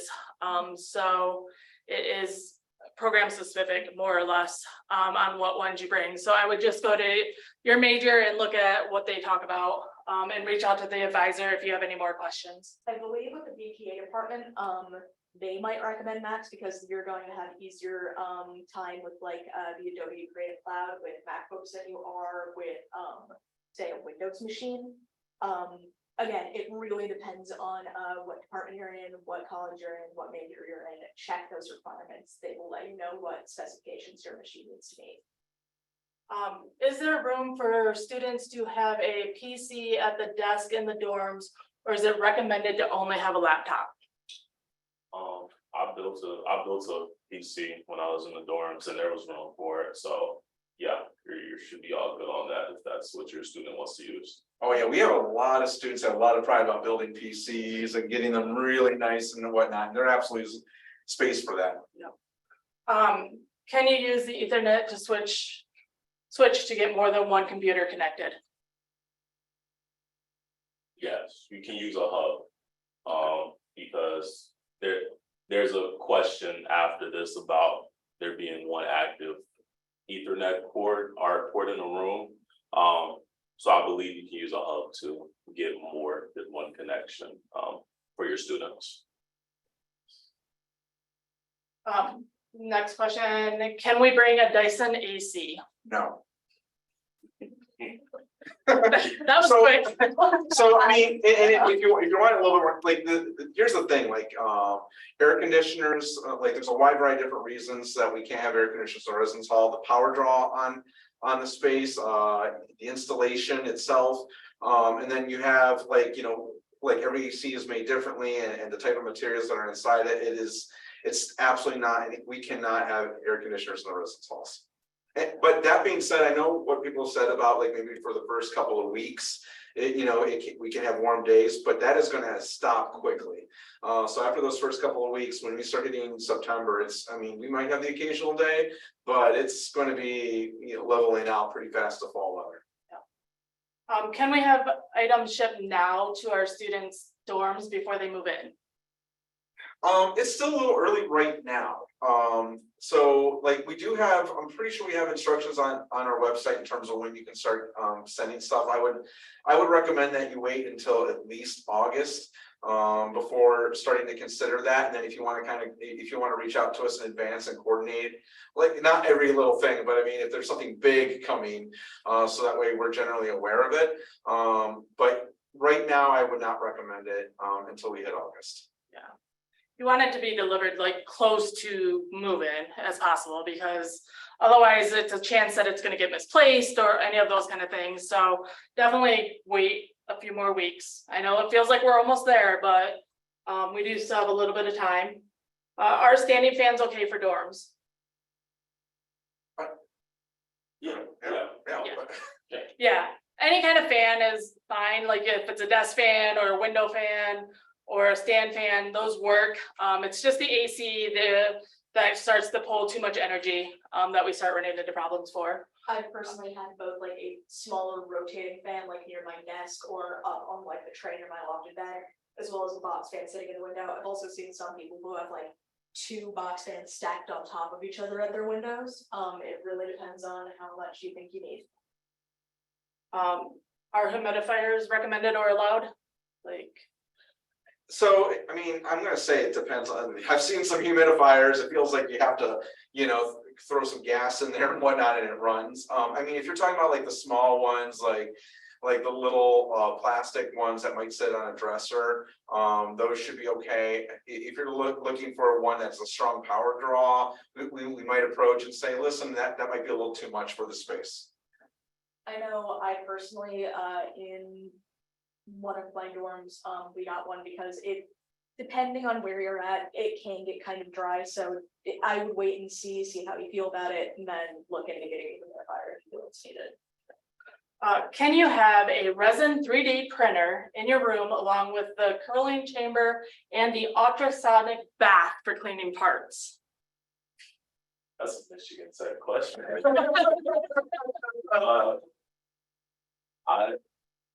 I feel like I've seen them in the dorms, but I'm not sure they're supposed to be there. What I would recommend, is if there's something that you're not sure about, send it our way. Like what decides for us, what is allowed and isn't allowed, it isn't preference, it's safety.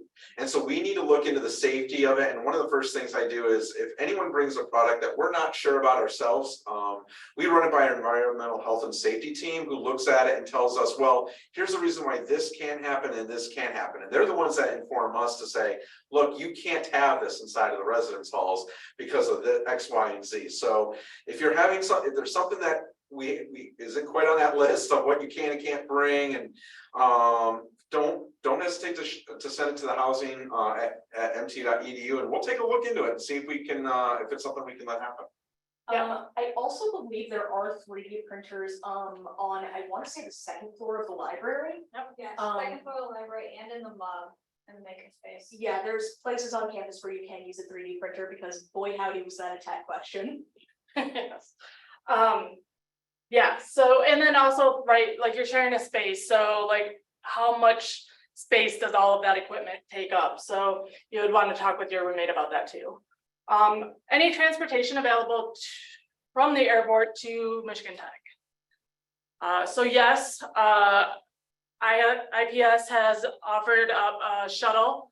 So if you're flying into Hancock or Chicago, there is a shuttle that you can pay, I think, a fee for, but they will come and get you on that day. I think there's a Google Doc that you would need to like fill out for them, so they know exactly where they're dropping you off, what time you're getting in, and all of that stuff. If it's not on like the move-in weekend, then there is a taxi service up here in Houghton Hancock area. Not always the most reliable, but there are so many community members who are parents and students and stuff that you can definitely find a way to get to an airport fairly easily. So that is. There's Facebook groups that I'm aware of. I believe there's one called Stunk Huskies where you can find help getting places, like if you need a ride to the airport. There's also communities on Reddit where people post about that. There's also a lot of Michigan Tech Discord servers where people coordinate like travel plans, like there's a group of us who are going to this airport on this day. Does anybody else need a ride there? Yeah. Things along that variety, more than likely you're going to be able to find somebody who's willing to help you out. Yeah, or there's somebody who's going downstate and has room and like they'll take a ride, and if you can meet them somewhere like in the middle or those kind of things. So there's usually ways to figure out how to get your husky home or around. My girlfriend's school does not allow Alexis. Can we have them? Like the Eco Docs from Amazon and stuff? I mean, like from a housing perspective, we don't say no. Like what IT says, I think is the key thing, and I don't know if that's been an issue. I would contact IT Yeah. about it if you have any questions on that variety. Yep.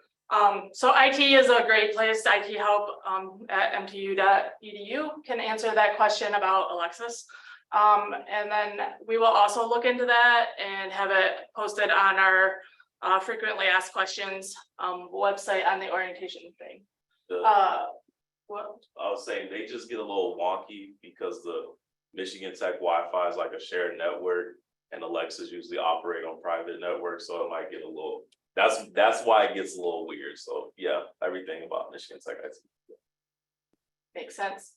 Where will I be able to catch the recording of this? It will be on the orientation website. So mtu.edu/success/orientation is where we'll post this website or this recording. Give me until like noon tomorrow to get it recorded and up, but it will be up tomorrow. There is the information for the taxi and limo guy who is super cool. He's actually my neighbor. So he does run a lot of airport traffic. And if you're a family member, there is a parents Facebook page that also parents will often say, hey, I'm available on these days to run shuttle to the airport. Like, just let me know if you need it. So that's a great way to kind of get those informations. Is there a way to make the bed higher than the top bunk height? Can we add more extensions to get more space below? You want to talk about that, Austin, in terms of? Yeah, so the way I'm reading this, you can loft your bed higher than what it is. As far as like getting extra extensions and such above like the maximum height, you might run into safety issues, and that might be a no at that point. But I think there's enough space underneath the bed, like when you have your bed lofted, so where I don't think that'll be a problem. But as far as like extra extensions, no. Yeah, I had the issue of without having any extensions of waking up in the middle of the night because there's fire drill and hitting my head on the ceiling. So I don't know if you'll necessarily need that. Yeah, there's definitely safety concerns with being any higher than the lofts already are. So, and I mean, you want to be able to be comfortable up in your bed. You don't want to be like, you know, nose away from the ceiling. So lofting the bed probably would not be a wise idea. Well, yeah, I mean, anything that happens to the bed and the loft kit itself, it does create a potential risk, because we work with companies that built it the way as it's intended to keep it safe. And so it is built in a way where you can adjust the height, like Austin already said, but when it comes down to elevation, you know, you're using a third-party product, we do not recommend it. It goes against safety. Can you make an AC unit that uses evaporated cooling like ice and water coil and use that in the dorms? I'm going to go back. I'm going to default to my housing at mtu.edu. We don't allow AC units, but like I said, we come in with an open mind, and if there's a new solution we haven't considered, we will. You know, and that's something we would run by EHS as well to make sure that it is a reliable unit that does not pose a risk, not just for your room, but for the entire community. All right, if there are no other questions. Oh. How many saunas are there in DHH? I believe there's one. I've only known one. Yeah, so there's one. All right. Any other questions? If not, why don't you guys say one thing that you wish you had packed or known for moving? Well, that's got it. Oh, I don't know, I was part of the Prep for Tech community or event, so I think like the one thing that I wish I brought, and I ended up getting for Christmas that year, was a rope. It just made my life easier. Yeah, that makes sense. Austin? The one thing I wish I would have packed, I'm old now, so I'm about to graduate, so it's still a long ago. But I think I overestimated the amount of clothes I needed to bring. I think I brought too many clothes. And I think when you're packing, I think clothes is something that takes up so much space. So I think that's one thing I wish I brought less of. I would honestly say, this is gonna be a like hyper specific thing. I had an issue with like my bed being lofted and I'm a restless sleeper. I toss and turn a lot. My bed sheet continually would like pop up off of like the mattress, and so I got these little clip things to like affix it under there, so I didn't have to constantly like climb up there and wrangle it back into being where it was supposed to be. It's going to be like it's gonna be an experience making a lofted bed, so make sure it's not going to be something that's going to be a pain. To add on to what Hollis said, all beds are lofted at MTU. Bring pool noodles, so you can put them under the metal part, so you don't hit your head on the metal every time you lift your head up. And if you live in an area where pool noodles are already gone and out of season, because like a lot of stores have started already moving over. Husky Exchange is a program on campus that kind of collects pool noodles at the end of the day. They collect anything that students don't want when they're moving out, and they sell or give the items at a very discounted price from 50 to 100% off. So that is a great place that you can check too, for things like pool noodles and whatnot. So there is that option for that when you get there. Pipe insulation at Home Depot would work too. But it's just basically anything to kind of protect the noggin as you're going under the bed. I So personally had my desk under there, so it was very valuable so that I did not hit my head every time I sat down to do my homework. yes. All right. Any recommendations for winter boots?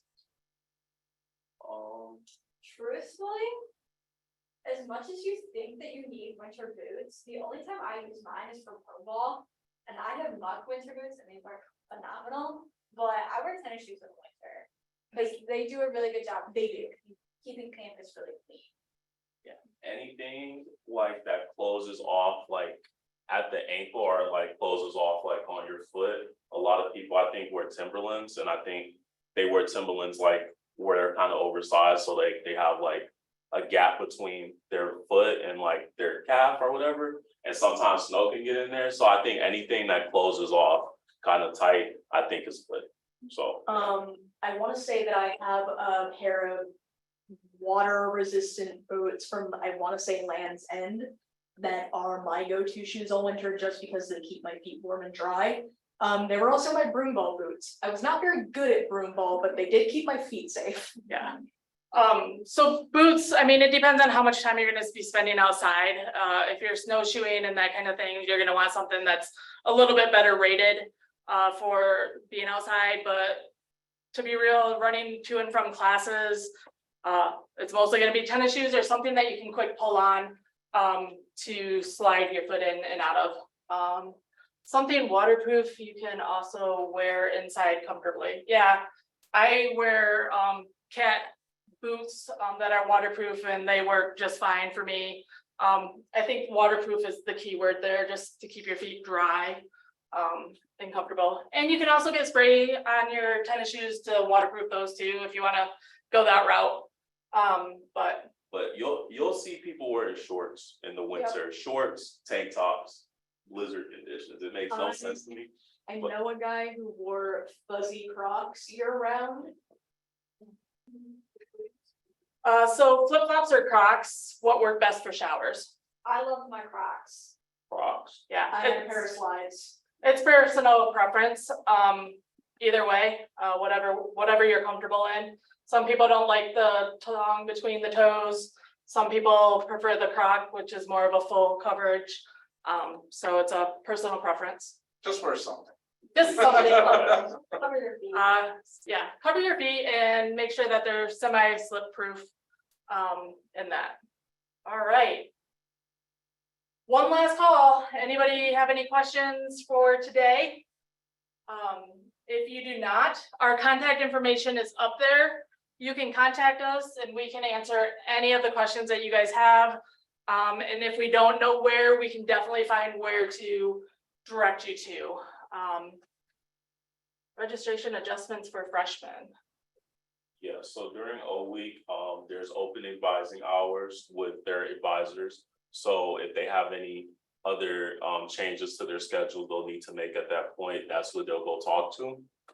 It's okay if they don't have a set in stone schedule right now. That's what the time during O week is for. Yeah, it's also if you are during like a week, you realize through talking with your orientation team leader or with your advisor that maybe you didn't register for the correct major off the bat.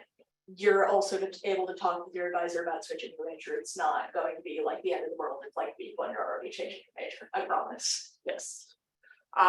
You know, and if you come up and you are coming into one major and you get into it in your first semester and that is not for you, we, through the Water Center, offer an awesome class called Exploring Majors. And it will help kind of walk you through all of the majors that Michigan Tech offers. So don't feel like you're 100% stuck in the major that you're coming into. I know several people who think that they want to do something, and by the time they're in their second year, they're like, maybe that's not quite for me. There's great resources around campus to help you with any of those things. Everybody's here to help you succeed. You just gotta ask questions and we will help you figure out what you want. So are books available early or should we wait for the syllabus? Definitely wait for the syllabus because there's nothing worse than getting a book that you don't actually wind up needing.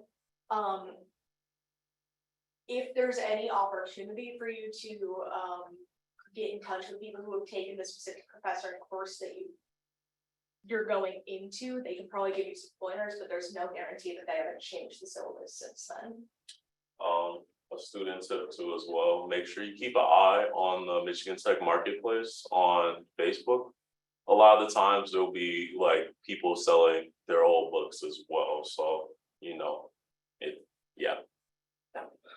So the updated book list should be on the Tech bookstore listserv. So if you go in and check the classes, but you know, you can also find them through Amazon cheap books. And it really does come down to that professor, right? So I recommend waiting until that first class when you meet with your professor to talk about the class and the required readings and the optional readings and all of those kind of things, because they do change and sometimes there's digital versions that you can use. So waiting on that would be great. All right. Last call. All right, you guys have been great. Thank you so much. And again, if you have any questions at all, you can reach out to us at success@mtu.edu. And we will answer or direct your question to anybody that you need. We look forward to meeting you all at check-in and move-in week. But don't feel afraid to ask any questions that you might have ahead of time. So thank you so much.